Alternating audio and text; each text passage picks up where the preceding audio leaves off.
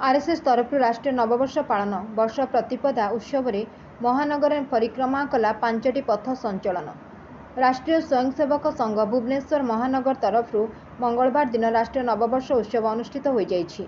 संघ तरफ महानगर 5टी स्थान चंदका बजार, चंदका क्लब पड़िया, प्राची विहार, बुढ़ाबुढ़ी पड़िया, शहीद नगर दुर्गापूजा पड़िया, डुमडुमार ओडिशा पब्लिक स्कूल परिसर, सुंदरपदार एमएम मार्ट सामना पड़िया वर्ष प्रतिपदा उत्सव अनुष्ठित होइछि।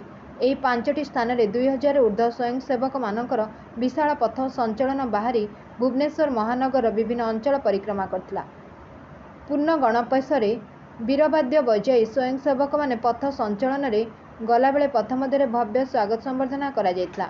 उत्सव स्थान में स्वयंसेवक मानक द्वारा सूर्य नमस्कार, योग, व्यायाम एवं विभिन्न प्रकार कला कौशल प्रदर्शन करा जायथिला। श्रीराम भाग तरफ शहीदनगर दुर्गापूजा पड़िया अनुष्ठित वर्ष प्रतिपदा उत्सव में संघर खोर्धा जिला और भुवनेश्वर महानगर प्रचारक राजेश्वर राउत मुख्य वक्ता रूपे जोगदे पाश्चात्य नववर्ष और भारतीय नववर्ष पर आलोकपात करते।